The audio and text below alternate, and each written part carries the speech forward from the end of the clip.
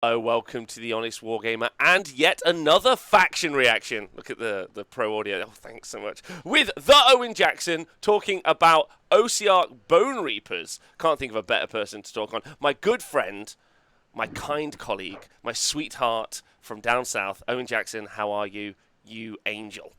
I'm great, man. I've managed to get my fan working, so my body temperature's sort of dipping somewhat. Let's Because talk it's about it. it's it's hot up in here, right? It is hot up in here. It's like a Nelly But song. Yeah? but not as hot as Age of Sigmar 3, which is a sick game. But yeah, Bone Reapers. Love my Bone Reapers. Bought the army on release. Love the lore. Actually, invested a lot of time into getting it painted nicely. And you know, let's give it the headline. They're not in the greatest spot. But Okay. All right. That's the takeaway. but I'm gonna be positive. I'm looking for rubies in the rubble. Okay, Rob, that's what I'm thinking of. Okay, I'll deep dive some rubies in the rubble for you, and hope we don't find a blood diamond. The having Owen on the show seemed like a no-brainer. There's a bunch of Ossiarch Bonereapers players out there in the world, but not only is he my co-host for the Age of Sigmar Stat Center, Owen's also run a collection of TTS events, some of them numbering 100 people. But like, what did we get up to? Hammertime 10, 11? Where did we end up? Like. We ended up, I think if you were to number them all, there were some specially named ones. But yeah, there was about 11 in the end, I think, tournaments. Yeah, so when Owen starts to talk about how he thinks Ossiarch's played in number 2, and he's also played I think at least 2 tournaments in 3 already with his Ossiarchs. So I can't think of a better person really to discuss this. So Owen, thanks for coming on the show to do it, because I think you've got so much to say, and I'm very excited to hear about it. Throw it at me. Ossiarchs in 2.0. How did they work, and how does the army work? So I think it's a pretty classic death army. I think that's what attracted me to it. You've got these kind of like undying legions, and they're kind of like, it's a very tough attrition-based army. You've got very resilient troops. There's good healing, and there's you tend to get a really good spell lore with the death armies. So again, I think it's a great spell lore and a good mix of wizards in the book. Primarily melee focused.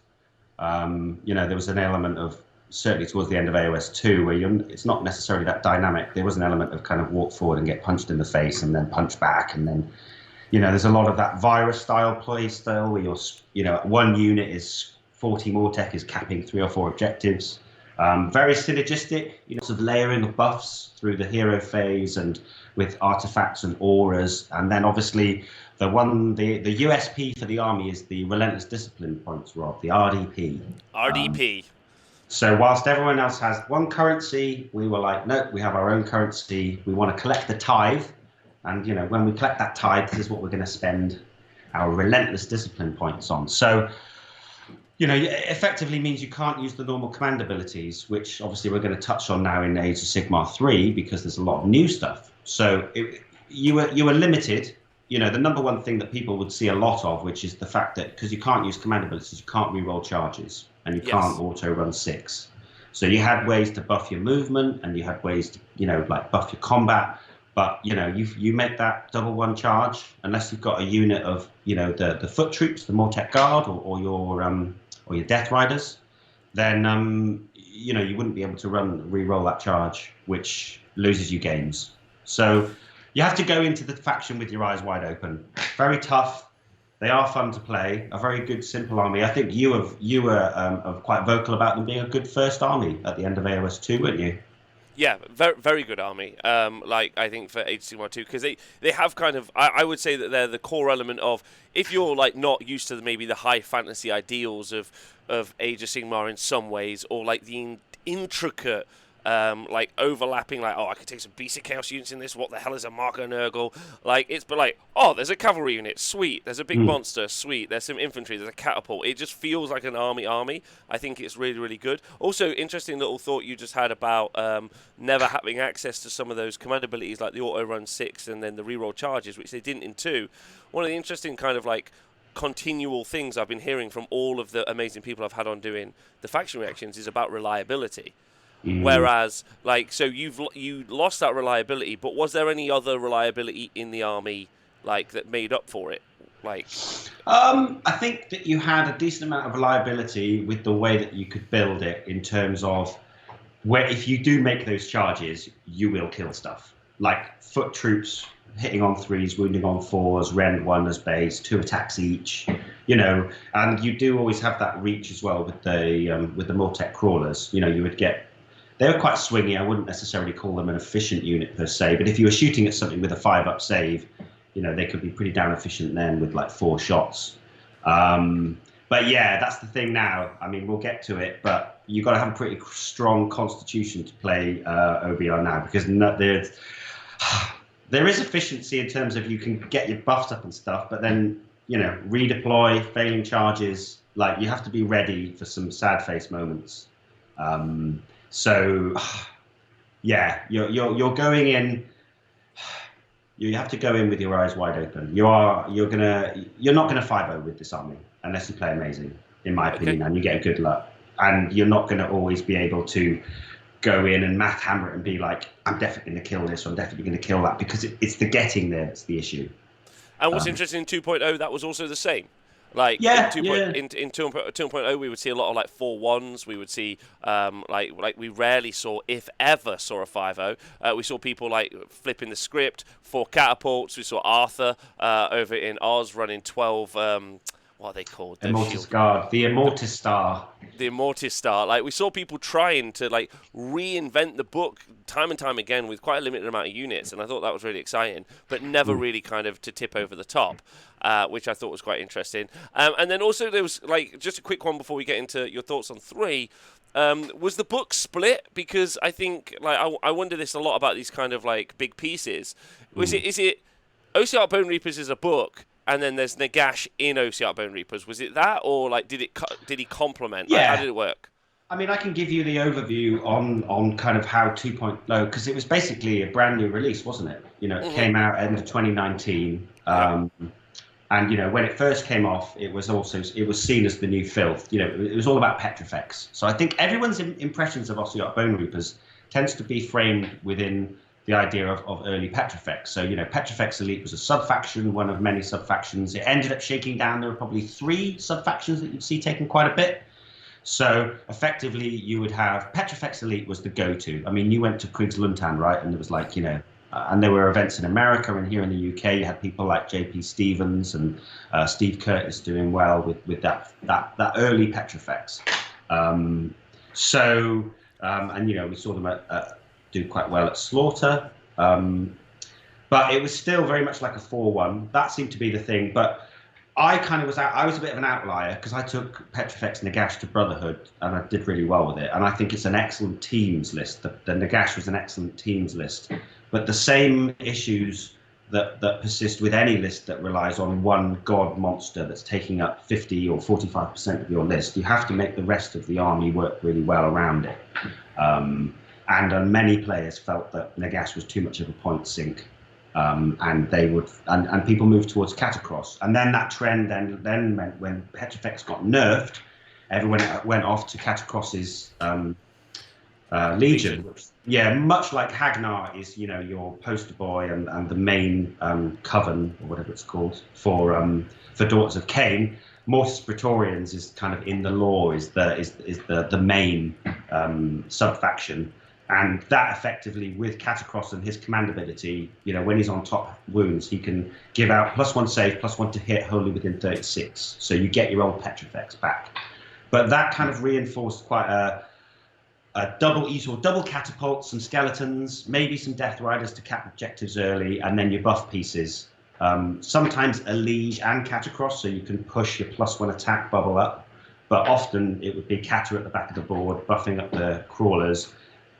Death Riders forward, Skellies. That was the list. When we had a team, there was the Butcher's Tribe tournament that Pask put on, and you had to take a different army from every sub-faction. Yeah. So many Bone Reapers, and it was so many Mortis Praetorians, double crawler. That was the list. That's where we kind of ended up. Outside of that, I think you had Staliarch Lords over in CanCon. There's a fellow running around with Nagash and Staliarchs, which did really well. And then you had Catacross Nagash. I think Casper, one of the Danish guys over on TPS, did really well with that. But those were the kind of archetypes. But you mentioned a player that doesn't really get talked about very often, who did really well. And I think if we wanted to touch on it as what I thought was possibly the best AOS 2 Bone Reapers list, if you like, and that's a gentleman from Australia. He's kind of known in Australia and also in the South London Legion, but I don't know if he's been name checked on here before. There's a chap called Arthur Vulgaris. So I've sent you his list, Rob. If you open up in the docs there. Yeah. And just to give him, this basically went 5-1 and he came 5th in a massive tournament. And effectively, I thought this was brilliant, and it went to the heart of what was good with Bone Reapers in 2.0. So it was Xantos in Mortis Praetorians with a Liege Cavalos who had a +1 to hit artifact, and then a Soul Mason for reroll 1s to hit. And then he had a block of 40, 2 blocks of 10 Mortec, a Gothazar Harvester, 2 Crawlers, Shield Core, and Carrion. And I think, you had the threat of buffing these Crawlers doing 8 shots. You had a big block of 40 Mortec supported by a Crawler and a Liege to just drive up the board and just plow through, because 40 Mortec and a Harvester is rough. But that kind of list where you've got the ability to give the Mortec Guard reroll saves and make them reroll their hits if they're charged and give them +1 attack. You have this. We may be limited in that we don't get access to the normal command abilities, but we could do this wonderful synergy buffing where you're layering on lots and lots of buffs and making those Mortec Guard hit on 2s, re-rolling 1s, exploding on 5s. There's loads that you can do. We were in a good place at the end of 2, I felt.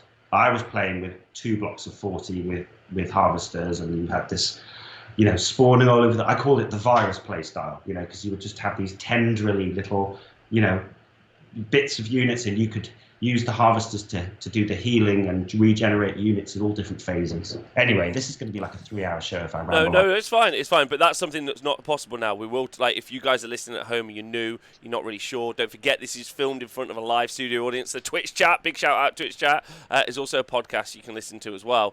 What I was going to say was some of that's not possible now, because obviously then Age of Sigmar 3, blammo. And there was a lot of chat about all of the new Age of Sigmar 3 abilities, how they were able to interact and how they affected OBR, which I know you're going to touch on probably. Are you going to touch on that now, or do you want to do it after your first thoughts on 3? I'll just give you my first thoughts. I tell you what, Rob, it's your show, baby. What are your first thoughts? What are your first thoughts on Age of Sigmar 3? You've played it. You've played quite a few games now. Yeah, I think I've played about 16 games, something like that, 17 games. It's pretty good. Two little tournaments. Hey Ziggy. I mean, my thoughts are that I'll go back to it again, but you have to go in with your eyes wide open and be ready. I think you have to be incredibly resilient. You have to be ready to roll 1/1 miscasts on the gash. You have to be ready to roll 1/1 charges. And over the course of a weekend, that might just put you in a bit of a hole, having to do that. Anyway, but I've rambled a little. 3.0, wonderful game. Feels very different. I think it's very varied. Does seem like the paths to victory, not that shit thing they put in the battle tomes, but the other thing, the actual path to victory. That seems to be quite varied now.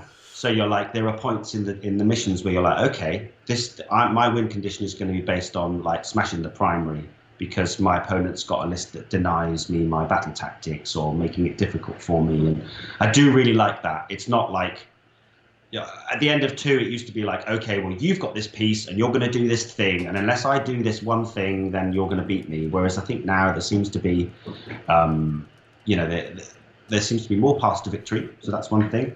I think change is inevitable, so you've got to embrace it. That's probably more of a life thing rather than a Warhammer thing. So, got to just go with the flow. Hey, Warhammer and life, they mirror each other. That's all it is. Absolutely, man. But yeah, I think it's a great game. I mean, I gave you the little headline, and this came from conversations yesterday because we had a little tournament at Bad Moon. Wonderful game, great game, shit meta. I mean, excuse my French for a Sunday afternoon, but that's where I'm at. I think that's fair, and I'd like to double down on that with Owen. I've talked about this obviously on the Stat Center show. If you guys want to go back and listen to on on Monday, so the Stat Center show this week, which I did. And one of the things I was talking about was, hey, by the way, just thank you to Barbercon, W. Soren, all of you for resubscribing, Lord Wilco, massive love. Thanks everyone for subscribing to the Honest Wargamer. Is because there's so many intricate things. I might take this little 10-man unit and then redeploy, and you'd be like, cool. And they're like, you're like, well, how will it beat Nagash? It's like, well, it won't. Okay, all right. Well, maybe I'll play it. How does it beat Marathi and Postnakes? It doesn't. Okay, I'll do this other little thing, this other little clever. And like, can you beat Archeon with a two-ups? No. Gotrek. What if he? Well, yeah, that's a problem. And you're right. And 9 Storm Fiends, like those superstar units, because it's a superstar edition, right? It's Godhammer is what we're in. We're in Godhammer edition, and so that in of itself is pretty interesting, and how the meta tries to adapt. We're still early days, right? So it could move around, but some of those pieces seem like when you write a list, you think, how will I kill X? And if you can't, then what do? Big shout out to Ziggy for donating 10 gift subscriptions in the chat. Oh, what? Thanks, man. Yeah, I mean, how do you? I don't know. I mean, how do you deal with? Say, how can you write a list that deals with Gotrek, Gargants, Marathi, and say like big blocks of 20 pinks? I know that loads of pinks isn't really something that you think is going to go, but I think people will still put that on the table. I think if just to jump into it quick, which is more of a Monday, the Stat Center convo. I think the one that you do is you whip it around. You go, cool. How do I kill Gotrek if I get paired into him? Because that's an easier solution for some armies. And then if you've got that, then you just hope Gotrek smash all the big boys. That's your hope. That's your hope. Although probably that's my brain. That's my thinking at the moment. That was my pink list last week. Otherwise, it's like, I don't know, 9 Storm Fiends isn't that expensive, I guess.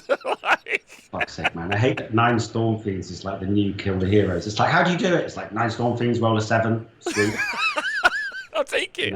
Easy life. Take it. Although, great game. But the actual intricacies of the game, the list building, there's so much. It's so diverse, and there's so many options. The battle tactics. There's so much to do.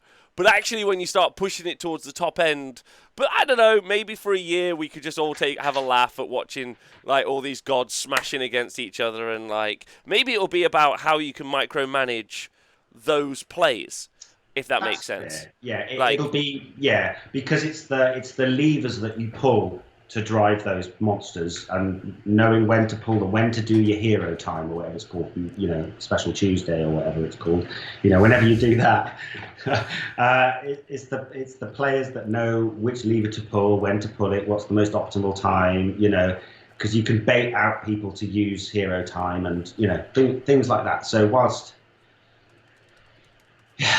Yeah, I mean, I'm in a weird place because, OBR have more systemic issues outside of how do I deal with these problems. It's like, how do we deal with ourselves? How do I look at myself in the mirror and know how to win this game? Well, listen, there's going to be a lot of mirror matches this year. Let's put it that way. Guts put in the chat. A whole year of Archeon mirrors. But don't forget, Marathi will have mirrors too, so that'll be fun. And I bet she likes mirrors. I bet she loves a mirror. She's quite She loves a mirror. Yeah. Right, let's talk about OBR in 3, because that's what we're here for. Ossiarch Bonereapers in 3. Winners and losers, top level thoughts first. Where are you at? Let me just get to the right part of my notes. Okay, so I think the overall perception of Ossiarch Bonereapers is that we're in a bad place. So why don't we start low and then we end high? Okay, good. We'll get the rubies and the rubble. We'll get the good stuff at the end. So much like where we were like before, we don't get any access to the new shiny. We don't have access to all-out attack. Yep.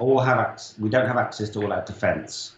We cannot redeploy, even though Nico felt it necessary to give me a pause and remind me if I wanted to redeploy every turn of our game. And then I had to tell him, I can't fucking do that, man. Are you trolling me at this point? He's like, no, sorry, I just want to make sure.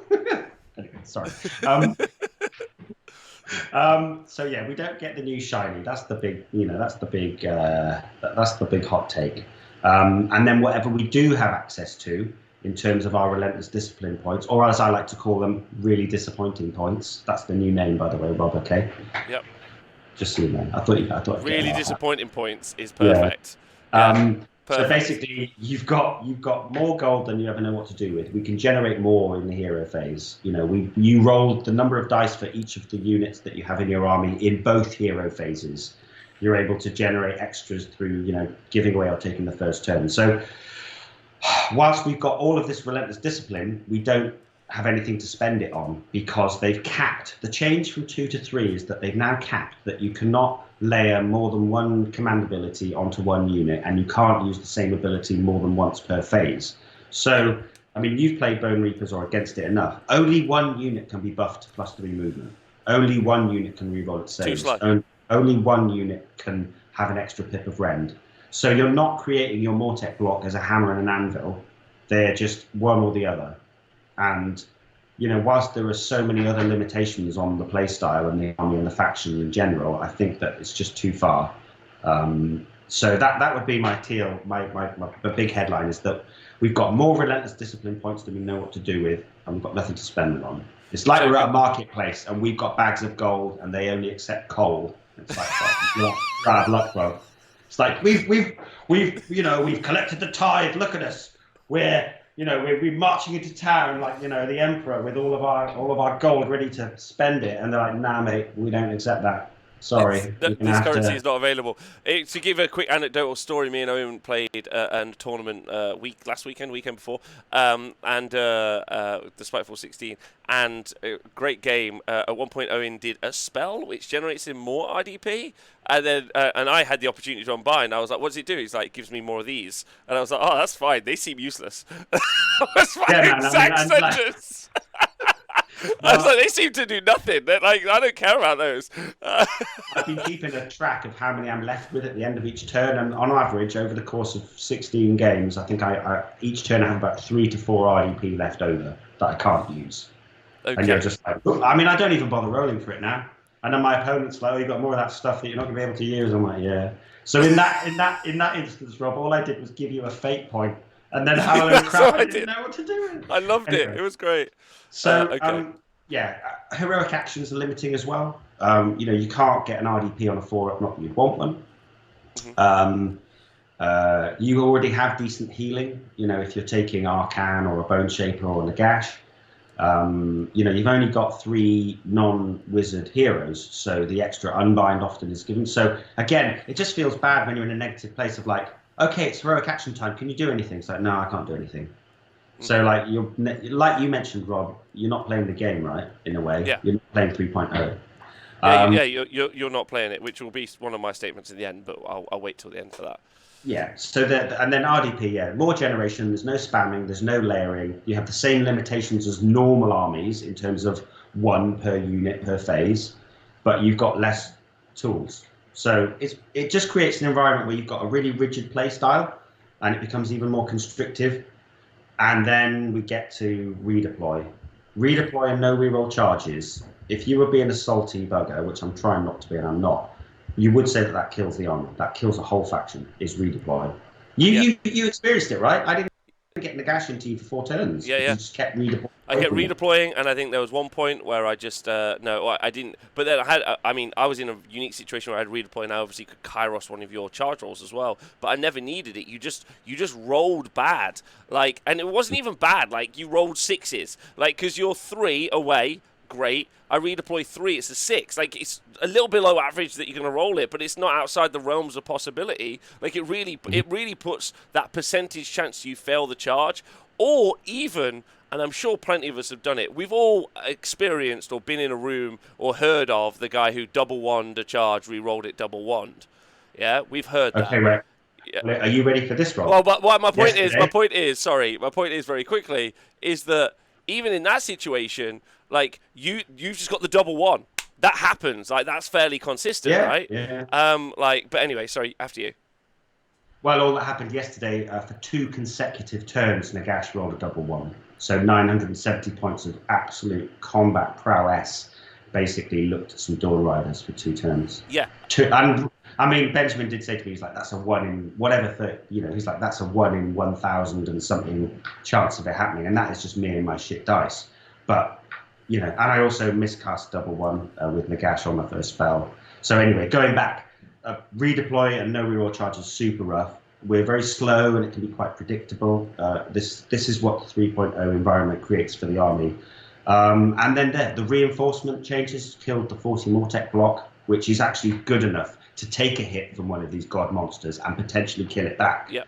That used to be the shtick in 2.0. You get hit by Archeon, you lose 20, and then the 20 that are left kill him back. Yep. And that's no more.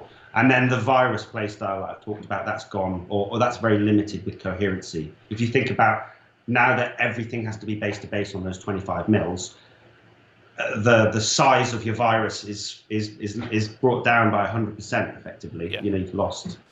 So what Owen's talking about really quickly is when returning slain models to a unit effectively, like you've got a smaller unit, you return slain models, and what he's talking about is you spread out like a virus, and you used to be able to do it in big waves and chains, and now you can't do that.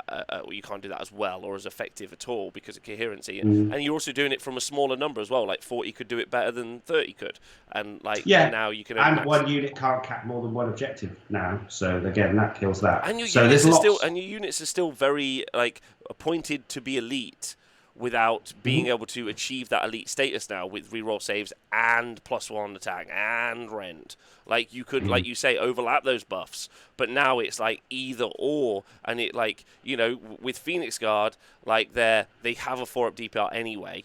Yeah, they get rerolls to wound from the command ability from the Anointed. They also get immune to battle shock because they're near the Anointed. Like they get -1 to wound because they're nearer the Anointed. Like you don't really have that. Your whole army was built off using those points to achieve better stuff. And then you can't do that as much now, right? It's mad. We were like I don't know if it's the right term, but we were like the beta version for AOS 3. And we were like, okay, we create, relentless discipline and units issuing commands to themselves and things like that. Like that was, we were the we were the proto. And now it's like, okay, well, here's the new edition. And you suckers who've been playing that game, this is the new game, but you don't get to play it, even though you played a version of it before. Yeah. It's weird. Yeah.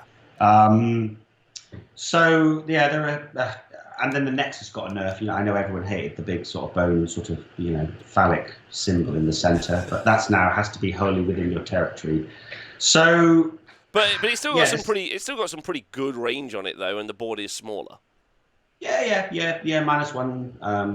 -1 to cast a spell and unbind on a 2-up at 36 inches is still solid as hell. Yeah. And I'm not going to be one of those people who's like, oh, they made my army a little bit. They made my army worse, like screw GW. Like, I think in life in general, you just got to adapt and move on and try and make it work. And as long as you understand the limitations of the army and trying to build a list to make it work, then I think you can still have fun.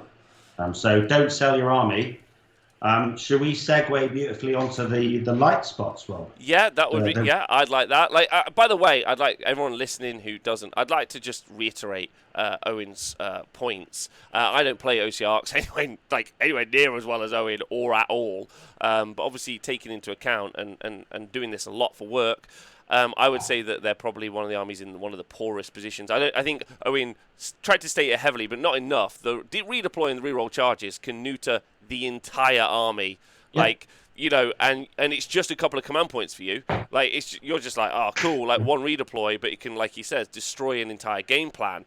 And while that's really great, everyone else has access to loads of other kind of ways around it. Also, if I was looking to play Sigmar 3.0, I would not ever pick up Ossiarch Bonereapers. It would be at the very I would suggest Slaanesh above this. I would suggest every other army above OBR because you're not learning key strategies in using redeploy, unleash hell, any of those things. So you're not learning how to use some of the core mechanics that everyone else is doing. So I'd just like to say that I think Owen's, again like Vince, is coming on to talk about something he loves that just hasn't got the legs. It's so much easier for someone like Chris, who did an amazing job. Chris came on for Ironeth Deep and was like, I love Ironeth. I'm going to smash it. Like, great. And it's like, okay, how are these? You're like, well, they suck. It's like, okay, well, could you tell me something that's not sucking? That's hard. So, love to you, Owen. Thank you so much. But you think there might be some bright spots, maybe? Yeah. Just a little touch back onto redeploy. Yep. Obviously, there is one. The first light spot. It wasn't going to be my first little one, but in relation to redeploy, is there is a way of virtually guaranteeing a reroll charge, which is not something that we had access to before. So the Triumph. So if you build your list and you go in at 1940, then you've got a really good chance of maybe picking up that reroll charges triumph, which we've never had access to. So that's the first little light spot. You know, we do have a reroll charge available to us, but you have to effectively, you know, list build specifically for that reason in terms of the final points that you end up on. Whereas it does feel bad that everyone else just uses one of their bazillion command points to just do the thing. Anyway, but number one, Petrifex, right, Rob? Yeah, we're back. I'm ready. I'm ready. Petrifex, better than ever. It's brilliant. So you know everyone loves that Venga boy. You know that Vengorian bus. lord. Yeah, the party bus. Yeah. Well, like our whole army is on the party bus. Okay. We don't give no shits about your -1 rend. We worsen rend by 1 across the whole army. Okay, so Petrifex Elite sub-faction, you worsen rend by 1 across the whole army. Yeah, so all phases. So in the past, old Petrifex Elite was reroll 1s to save in melee only. Now, get shot by some Iron Drakes who haven't been buffed, they've got no rend. Okay. You know, get shot by some Wind Chargers like I was yesterday, no rend.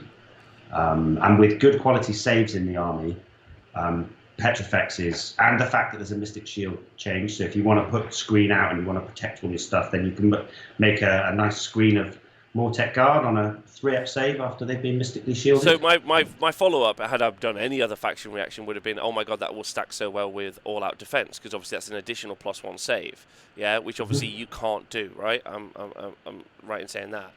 That's Yeah, cool. I love it.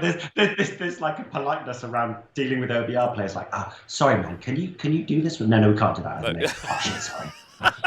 But my question is so okay, access to +1 save. So Mystic Shield in the army. Is there any other like +1 save in the army? No, and everyone got excited, and I built a list based around the idea that I might be able to spam Mystic Shield from Nagash or Arcan. Yeah. You can at the moment, but I can't see that surviving an FAQ. Oh really? But yes, Why? the only way, because like his boss can't do it, so how can the underling do it? Oh, fair enough. And also, spoilers, he might be dead. Fair enough. Fair enough. Okay. No, I can't see that surviving. So no, the only access to +1 save is through the heroic action. Yep. So or through. I think the heroic action is called it's Stomping Time. It's not. It's called In Their Finest Hour, but just a new name for it today. Yes. So yeah, that's the only way to get the +1 save. But Petrifex in general, like ignoring the worsening rend by 1, same as like Munificent Wanderers or something. So savage, it's great. Okay. So if somebody comes into you with Mortec Guard and you've got them on a +1 save and you reroll your saves against rend 3, you take it to rend 2, so you've got a 5-up rerollable save against rend 3 with your battle line. Okay. Not bad. Not bad. Right? Not bad at like all. Petrifex is brilliant. Like Petrifex is brilliant. I'm not gonna say any different. And I don't think there's any other, apart from maybe Staliarch Lords taking loads of Stalkers, who we'll get onto. Yep. I can't see. If you want to play OBR, you need to play Petrifex. Okay. In my humble opinion. It's good opinion. So that's the main one. Yep. It's still nails. It's still absolutely nails. Like, you know, And it is hard to kill. And that's a 3.0 change as well. So like a massive win for the army. Yeah, big win. I don't think it papers the cracks, but it at least makes us incredibly resilient. I do think that the points, Rob, were very favourable towards the army. Yeah, man. Yeah, I think Mortec Guard at 140 is still excellent. Oh, I didn't know they were that cheap. I think Catacross came down from 500 to 475, so there's an argument around him. Stuff like the... He was taking a lot before anyway. Yeah. I mean, he only gives you 3 Relentless Discipline points now rather than 5, but obviously we've already discussed the fact that you don't need them. But he's not a monster, so he doesn't give up any VPs, which is quite nice, but it also means he can't then do those mission tactics. But anyway, points-wise, Stalkers at 180, Necropolis Stalkers. Okay, that's good. Morghast Harbingers at 185. I'm torn on the Liege. I can see Major Sockbert in the chat, and he loves his OBR. I do like the Liege Cavalos because he's a 10-inch move. You can buff to 13, and you can make him a monster, and and he's great at 185. But the fact that you can't buff layer devalues his command ability a little bit. So, I often always want to be putting an extra pip of rend on with bludgeon rather than getting +1 attack. I mean, I'd like to do it both, please, GW. But if I had the choice, in an armor meta, I want to be pumping in that I want to get that -2 rend rather than having loads of attacks at -1. Yeah. So that's why I think the Liege stonks are down. But as an overall conversation, I do think that the points have been favourable. So list writing is actually okay. Death Riders at 190 is still good. So yeah, that's another high point. Points. I do think we've got fantastic battle line in the Kavalos Death Riders and also the Mortek Guard. You're going to be able to hold the line quite well. With an army that has a decent amount. You're regenerating. You've got 1 skeleton left on the board out of your 40 that you started with, and your 2 units of cavalry. 1 skelly left. 3 victory points. Hold the line is just keep 1 model alive from a battle line unit, right? So that's good, and it's also quite good for denying broken ranks. So I think the battle line, early game, denying people the opportunity to get broken ranks, or like yesterday against Nico, he committed 15 wind charges in Severith into 10 Mortek Guard, who were screened by 5 little dudes from the Shadespire Warband, and he left 1 Mortek Guard alive after all that bollocks. Amazing. Yeah, because they are tanky. That's okay. That's fine. Yeah. This is not a show. This is a show where you can swear and it's fine. We're all adults. Yeah. In no way do I think 4-year-olds. No, there's not 8-year-olds who are like, yeah, how do I get the best battle tactics out of my army now in 3.0? It's not happening. Yeah. Not like that. Fuck no. Sorry. So yeah, I do think that. I think the triumphs, as I touched on, the triumphs are great. +1 to wound is really good for the army. Like a lot of the army wounds on 4s. Your battle line all wound on 4, so +1 is great. So triumphs. I was going to get the model out, but I haven't got him here. I don't know where he is. He's somewhere. He's having a lie down after a busy day. Nagash. Nagash. How does Darren say it? Nagash. Nagash. Yeah, my kids watch this, so sorry, Steve. It's okay. Don't worry about it. Nagash, whilst he's still some people don't think he's great in OBR, or people think he takes up too many points. I do think, and you've touched on it, Rob, because obviously you saw Greg taking in Soulblight Gravelords. Yep. Like Nagash in the edition, magnificent piece, right? An absolute beast, an absolute weapon. And talking with players at the end of the game yesterday, they're like, the psychological effect of Nagash on the table and the shutdown and the magical dominance, you can't underestimate how powerful that can be. You can tilt your opponent, mess up their deployment. So Nagash ignoring a pip of rend and using Super Tuesday or Hero Time, and his amazing command ability, Nagash's command ability, reroll 1s to hit, reroll 1s to save, and you don't care about battle shock ability, but that command ability is absolutely 10 out of 10. So he's got so much, and then there's so much you can do with him. You can charge up 6 or 7, well, you can charge up 8 if you want, but 6 or 7 arcane bolts and just go in and blow something up. He's got Hand of Dust. Obviously it doesn't deal with Gotrek, it doesn't deal with Mega Guardance, but, more Crusher, Archeon if he fails his 4-up, Severith, Hand of Dust at Severith off to a port yesterday. Well, I had a terrible day, and then I did that, and I was like, okay, fine, the day is saved, I'm happy. I know Joe's in the chat. He'll be livid that Severith got taken out by Hand of Dust, but also we're all happy. Also, thanks to Steerage for resubscribing. He says, hey, my 9-year-old is hanging on the OBR strats, but we're Australian, so swearing is fine. So that's good. Okay, well, I can use my exact terminology here then. So I've got Nagash, Hand of Dust. He's got some good protection of Nagash tech. Protection is the way that you make Nagash work. So this is an OBR law spell, right? This is OBR law spell, yep. And this is I've touched on it, but they have an excellent spell law. Not often seen because people don't really run Nagash and the other casters don't have bonuses to casting outside of an artifact. So you don't really see the full depth of the law. But they've got one of the best spells in the game, I think, which is Drain Vitality, which is 18-inch range, and your opponent rerolls 6s to hit and 6s to save. So 6s to hit is great in the meta with all the proccing. But 6s to save, when you then factor it in with the extra rend that you're adding, you can get really big hero stuff on 5s rerolling 6s, or so that's a great spell, and Nagash being able to use that. But the one that I was going to talk about is protection. So protection of Nagash cast it on yourself, and effectively it gives you another 5-up ward, a 5-up DPR. And effectively, whenever you take a wound in a phase, if you fail a death save, then you have to teleport anywhere on the board.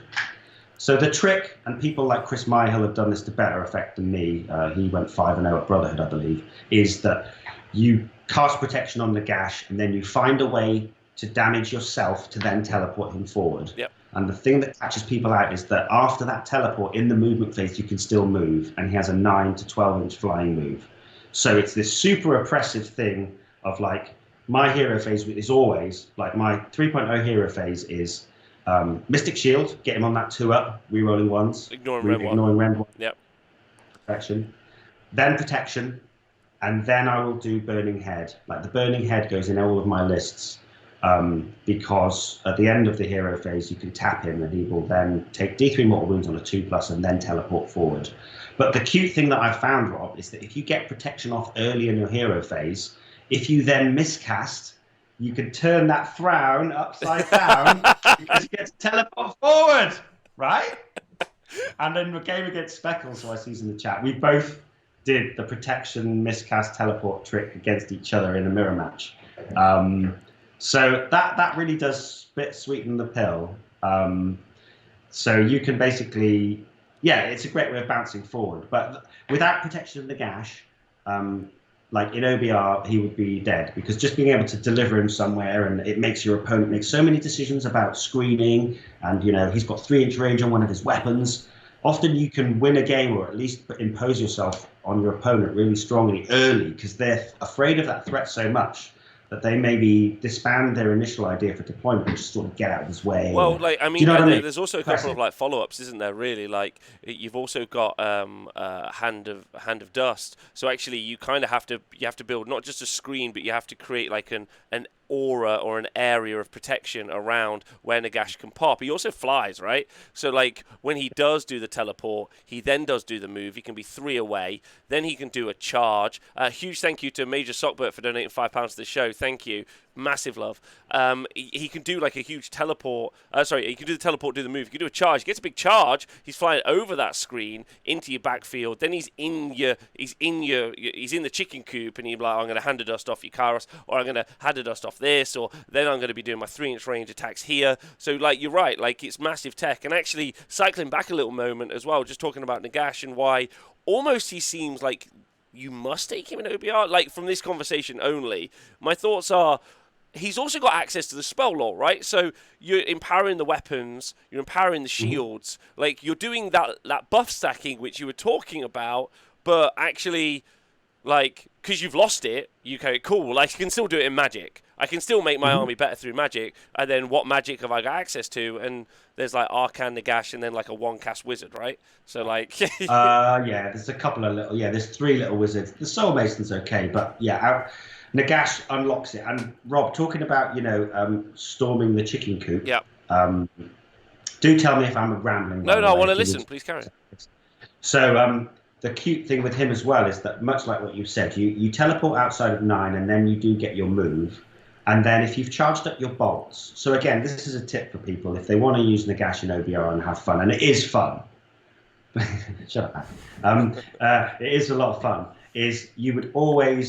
I always go Mystic Shield, then I go Protection, then I try and proc Protection. The cute thing is, Rob, sometimes I actually fish for a miscast. Oh, nice. Because if you get a miscast early after you've done Protection, my list has Portal, so I teleport outside of 9, and then I would go Spell Portal, and then be able to reach really deep into the chicken coop and pick somebody out. Yeah. So, because otherwise, Burning Head moves at the end of the movement phase, at the end of the hero phase. So if you do the Burning Head tap and teleport trick, then you're at the end of the hero phase, so you don't have time to then cast Umbral Spell Portal. But if you miscast and it's mid-phase, you can then cast Portal and reach in. But you can't do Portal from Nagash after the miscast, right?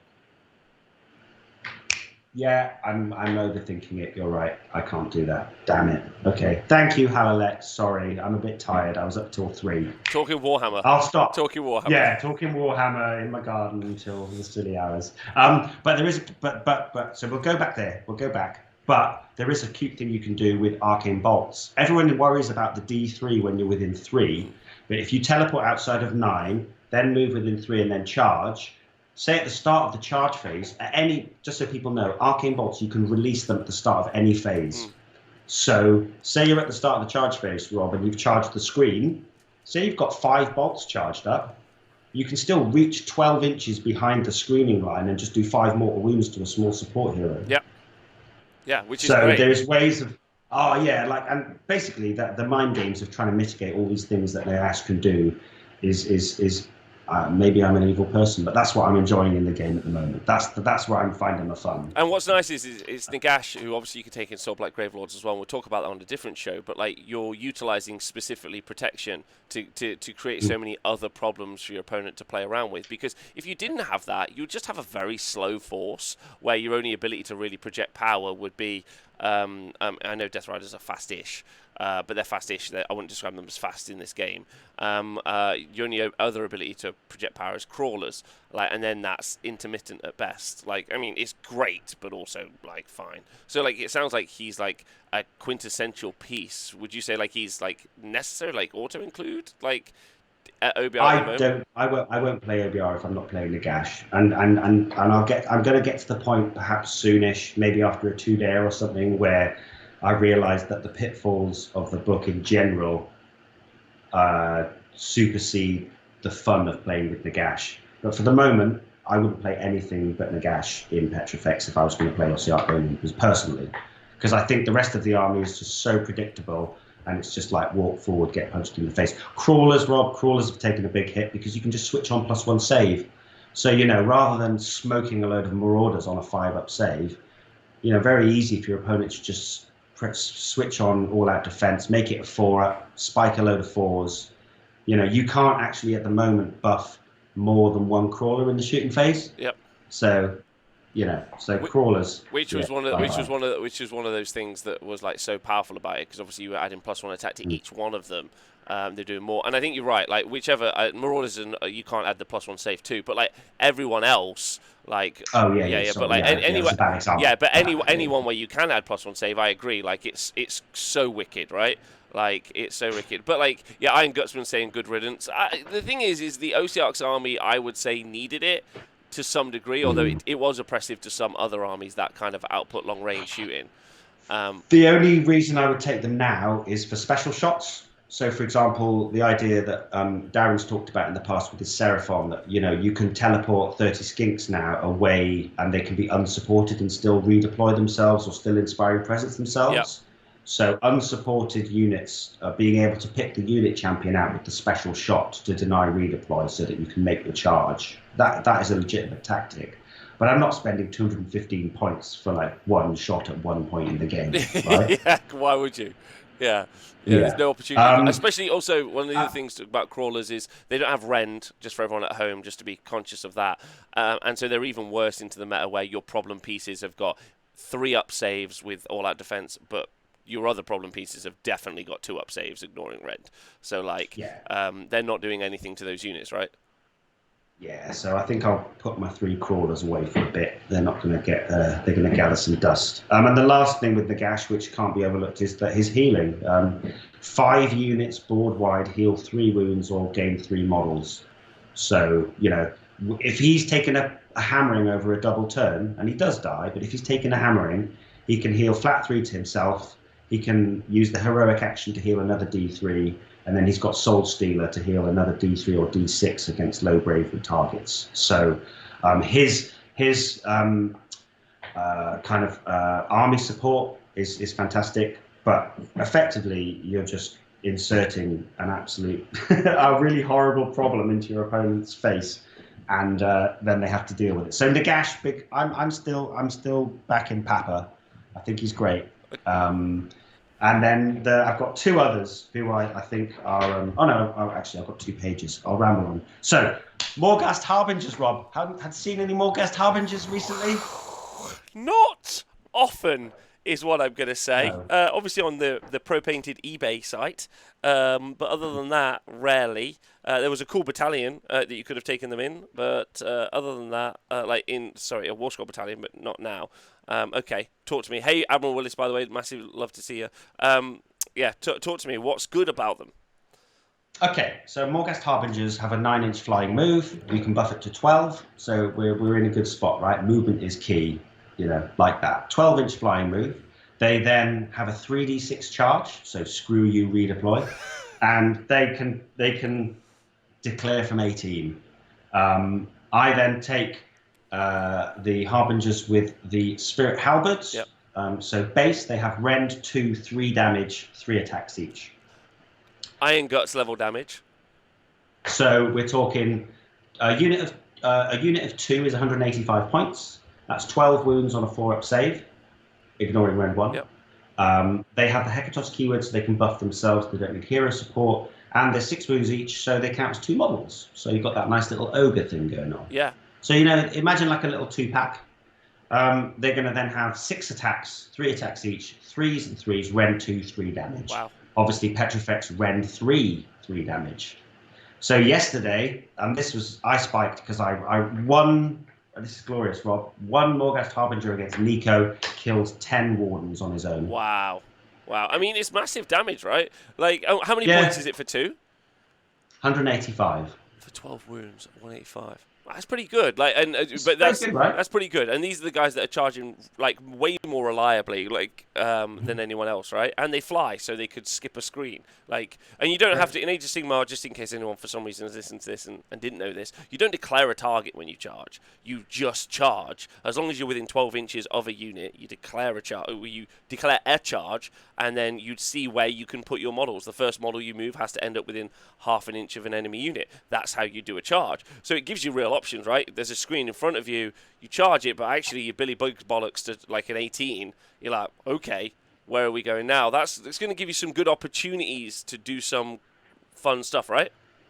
Yeah, and also there's a big argument where I'm having an internal argument with myself about the idea around building in reroll charges, maybe putting cogs in for a +1, and then having banners in units for an additional +1 to charge.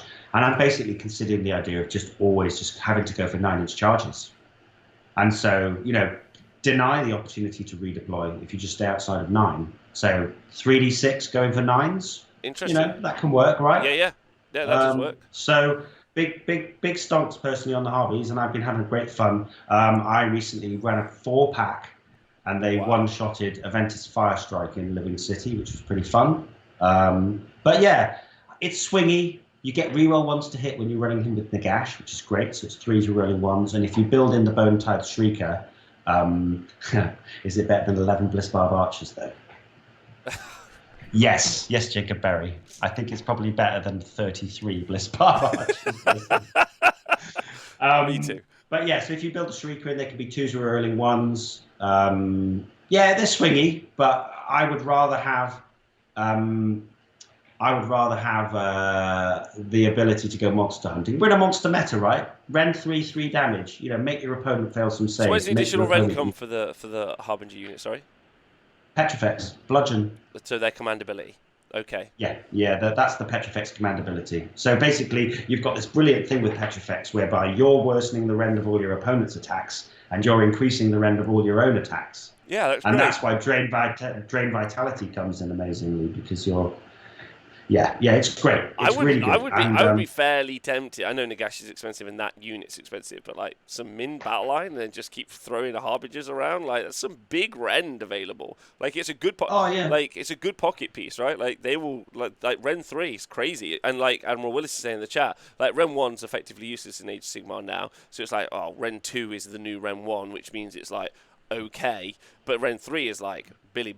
That's great. That's a great opportunity. Yeah, and like I've talked about it, you need to have you need to be quite a resilient player to play OBR, and you need to gamble a bit. You're gambling on making charges, you're gambling on getting these buffs. There's a lot of gambling, and why not gamble with Morghast Harbingers? Okay, they're low quantity of attacks, but they're super high damage, super high rend. So let's roll the dice. Let's play Warhammer. Who wants efficiency? Let's just, boss it all out. Let's just go for fluke. Let's go for that luck. Yeah. Yeah. Okay, that's So, fair.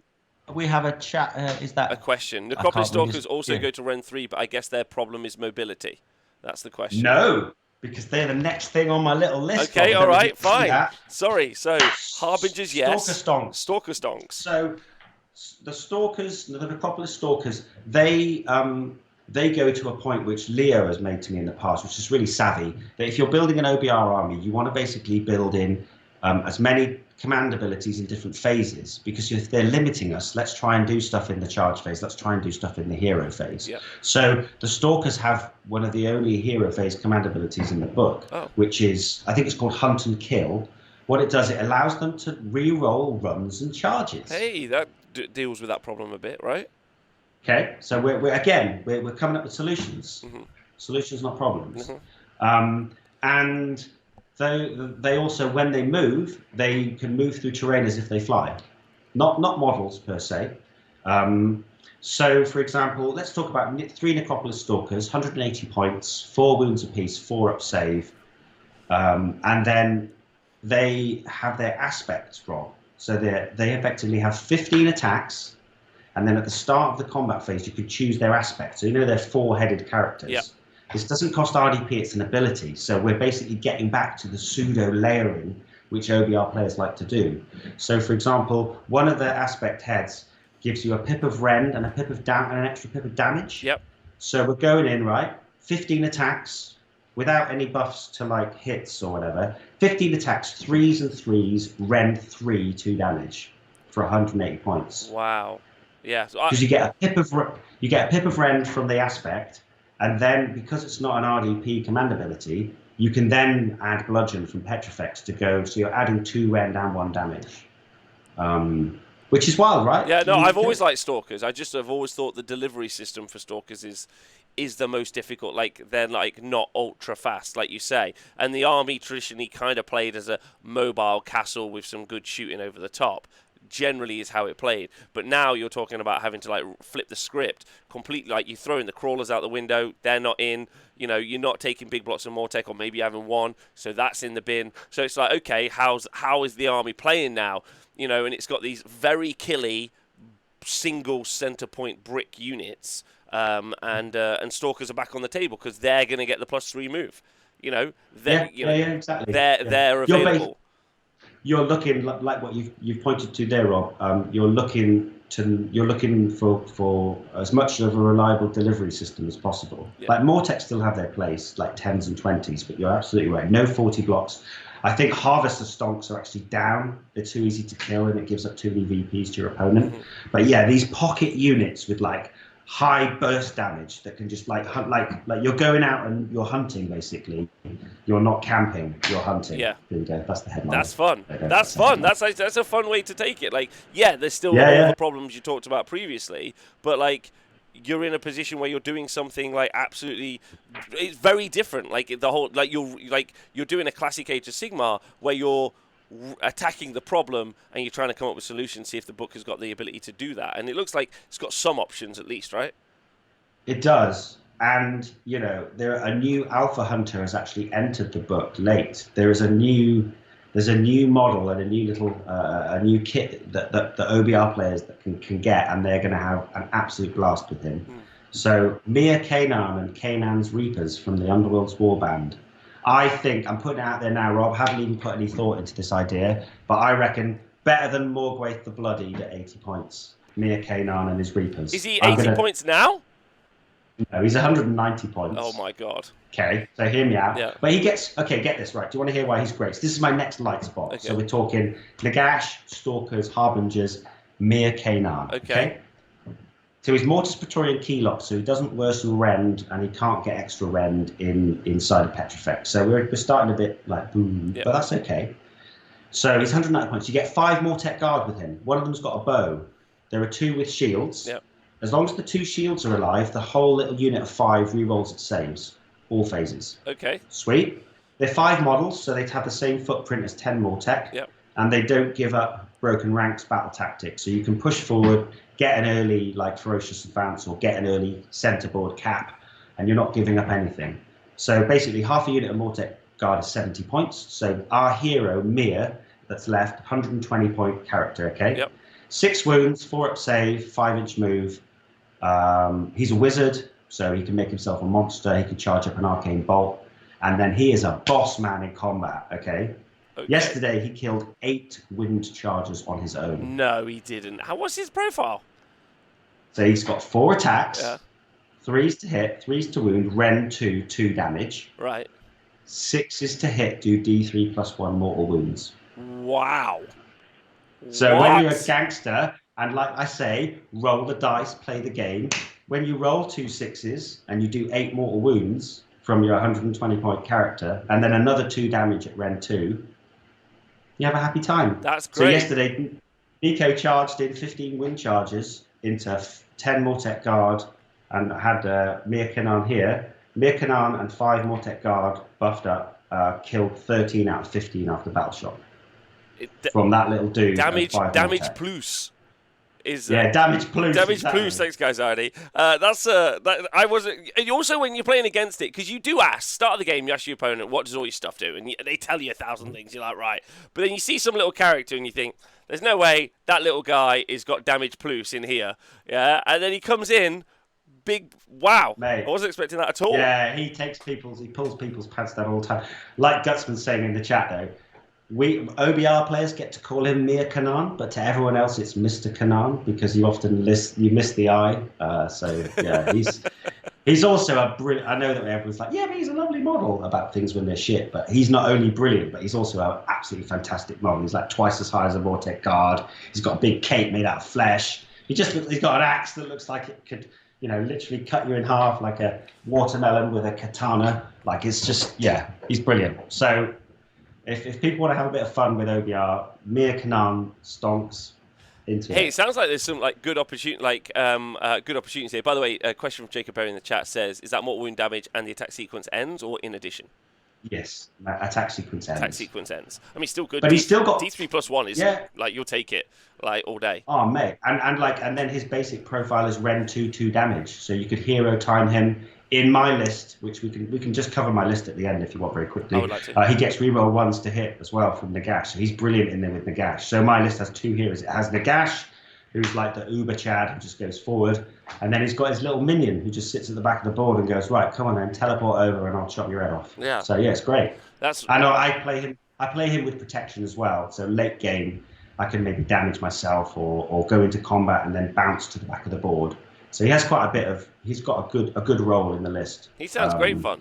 In fact, yeah, actually, he's brilliant. It's actually what's funny is like the 4 things that you've talked about really on the highlights. I mean, I know there were like other stuff, but like the units, Nagash, great big piece, and like the spell lore helps benefit that. The stalkers and also the Archai, they're like big. They're why sometimes we play Warhammer. Like you want that big, like absolute right hook unit. You're like, these guys are gonna smash, and sometimes it disappoints you, but sometimes they don't, and that feels like you're king of the world, right? Like that's a great feeling. Yeah, man. Yeah, so you can just go min battle line. You can go like 3 10s of Mortec and then have little pockets of 2-man Harbingers mixed in with 3-man Stalkers, and then Mir as the sort of little boss of it all. And if you did want to go for that real damage output list, that does lead me on to pretty much one of my last few points, which is the Bone Tithe Shrieker Rod. Yeah. 85 points.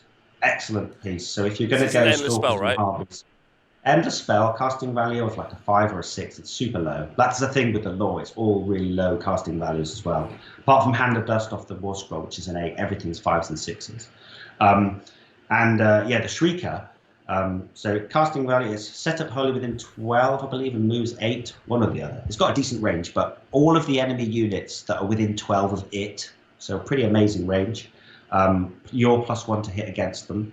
So sweet, that was the old ability. And then the old ability was like -1 bravery, but now your opponent cannot use Inspiring Presence or Rally when they're within 12. Yeah. So if you want to build that combat army, go in with +1 to hit, and then whatever you hit can't be then inspired. So even if you don't kill the whole unit, then there's hopefully a chance that a decent amount of it can run away. And the Morghast Harbingers have a -1 bravery aura within 6, which kind of keys into that quite nicely as well. Yeah. I think Shrieker is a big winner. And then the carrion is still quite good. There is a way. There's a little. I'm sure I talked to you about this trick. This came from Nico, but this is the Soul Stealer Carrion is the endless spell that you can set up anywhere on the board, and then every time a model within 6 inches of it dies, it pulses, and you can either do a mortal wound to everything within 6, heal the caster who cast it, or do both effects.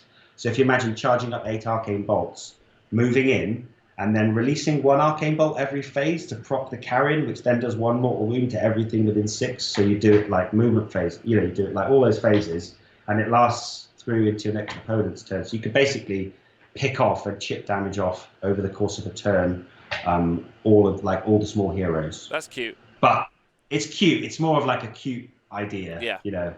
I think Darren wants to try and make that work, perhaps.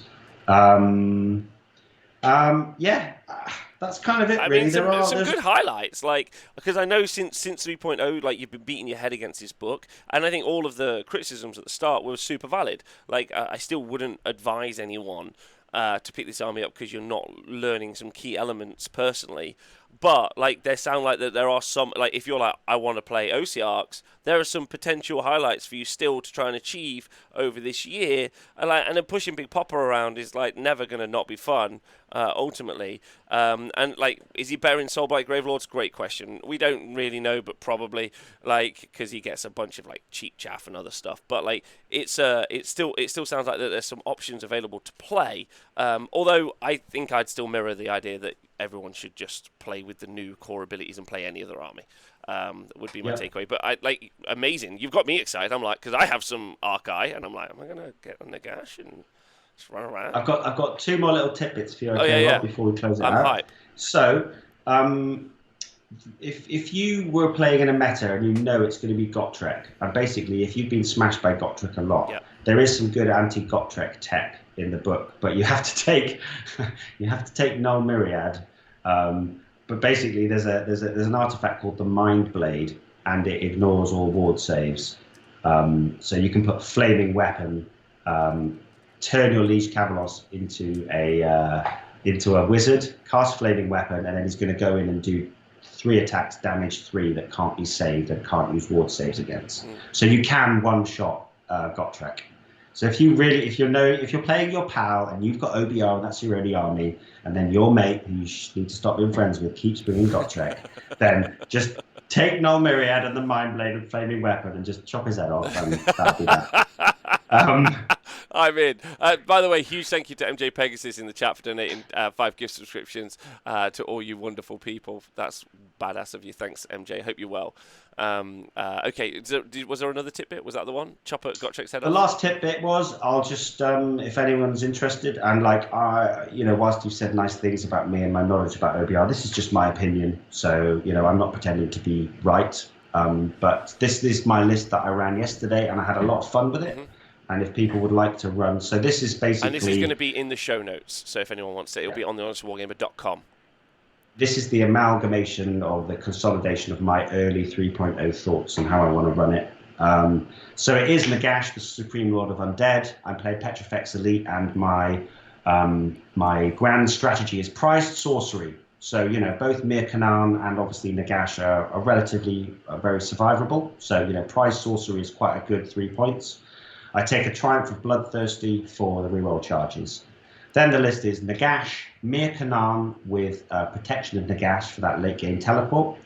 And then you have a unit of 20 Mortek Guard, a unit of 10, another unit of 10, Kanan's Reapers, 2 Morghast Harbingers with Spirit Halberds as your kind of cleanup crew, and then Umbral Spell Portal and Burning Head, all in a battle regiment, 1 drop, 1995.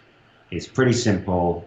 You're basically creating the conditions whereby you're going to make Nagash as obnoxious as possible. Yeah. And you're not going to apologize for that, because OBR play on hard mode. But yeah, that there's a lot of fun to be had with that.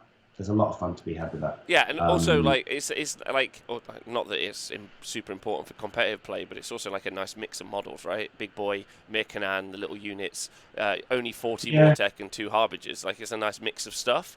But I'm just looking at it and I'm like, there isn't a lot there. Like, that's what I'm looking at. There isn't a lot there. which I think. But at least you've got those like 2 definite Nagash in the Harbingers. You've got those 2 go out there units. While I'm not saying the Mortek aren't also something to fear, but like those two units go out, smash things. Kind of like while that center kind of like is fairly safe moving up, like and grabbing stuff. I think that's quite interesting. And then are you going to run this more? You played it yesterday, right? Are you going to play this more? Go back to the drawing board with it? I'll play it more. I think yesterday was a combination of my head wasn't brilliant and I had some absolutely shocking dice. So I think that it's definitely got legs. And I think it does pose quite a lot of problems to the armies that are quite prevalent in the meta. Like I played against the new Sylvaneth build, which obviously Matt Mallows talked about. Your Warsong Revenant getting up to loads of casts and blah blah blah blah blah. Well, like he didn't even being able to shut down the magic for many armies is still super strong, and people are just like, oh, Nagash, like it can.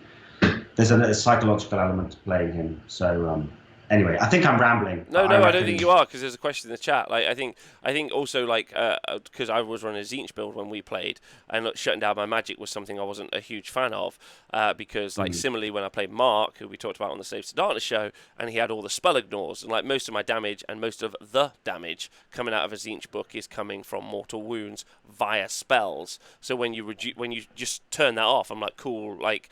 It's kind of that interesting counterplay where Nagash being on the board absolutely shuts down opposing magic, or not absolutely, but very significantly affects opposing magic, whereas like redeploy shuts down Ossiarch's like charging and stuff. Like there's I guess some sort of parity there in some ways, which I think is interesting. Some armies have both. Fair. Yeah. I think that's very fair. Yeah. Addressing, I think it's Jacob in the chat, just saying, OBL subfactions honestly like Old Doc with only 1 or 2, or do you see any other subfactions getting some honest runs? Honestly, like I've played Null Myriad, and I find that play style is effectively all you're doing is using all your RDP. Actually, they might have had a bit of a bump, because all you were ever using was all your RDP to deny your opponent like magic, rather than using it to impose your playstyle on your opponent. And Null Myriad used to rely quite a lot on crawlers. Crematorians, I wouldn't go anywhere near it, unfortunately. Yeah, but so it does really settle on Mortis Praetorians and Petrifex. But I'm a bit of a like Petrifex hipster anyway. I always played Petrifex with the whole edition. I've never played Praetorians, so I know I'm a bit of a stick in the mud. And yeah, Scrivo in the chat, I know that he wants to build that Staliarchs. So, for example, Rob, Stalkers in Staliarchs, that's brilliant. They're because fast. if you're re-rolling runs and charges with Hunt and Kill, and you're running and charging. Yeah, no, I get that though. But like, if I'm faster and I get somewhere, but I still have only got Ren 2. Like, I'm with you 100%. Like, the fact that Petrifex is ignore Ren 1, so there's that huge bonus of survivability for your army, but it also gives you the... Like, if you had ignore Ren 1 in one sub-faction and +1 Ren to your attacks in another sub-faction, you'd be making me make choices. When they're in the same place, I don't see why that's not, like, my auto go-to, right? Like... Yeah, it's double bubble, baby. Yeah, double bubble, all the trouble, just like us. Owen, absolutely. Owen, so this list will be on the Honest Wargame website for everyone who's listening to this in any format. Owen, it's been lovely because I'm actually not like as depressed as I was at the end of the Slanesh show. Like I doing it the flip was nice. Maybe I'll do this for the rest of the show. So thank you for the format flip. Like, if you got any shout outs you want to do before we head out? Oh, God. I'll just shout out the South London Legion. I saw a lot of those guys for the first time in ages yesterday at Bad Moon, and I'll shout out Bad Moon Cafe as well. Yeah, got to go to the first Bad Moon one day since the dreaded sort of international lurgy hit. So really nice to see those guys. So shout out to the Legion. Great bunch of gamers. Look forward to the next one. Big shout out to the Bad Moon Cafe as well. All right, well, I was going to shout out the Twitch chat. Don't forget, this is filmed in front of a live studio audience. So if this is the first time you've tuned into the Honest Wargamer, we're live every day. Midday Mondays, we do Age of Sigmar shows. Monday night, Monday day, me and Owen do the Age of Sigmar Stat Center. We do have some events to talk about coming up, which is fun. And then over the course of the next year, we'll be bringing you those faction stats and all those other things, which is going to be super fun. Big shout out to Arthur Vogalis as well, obviously. Of course. Yeah, Arthur. Yeah. A death mage himself. A death mage himself. Thanks to Owen. Thanks to the Twitch chat. You've all been wonderful. Thanks for listening to Honest Wargamer, and we'll see you guys soon.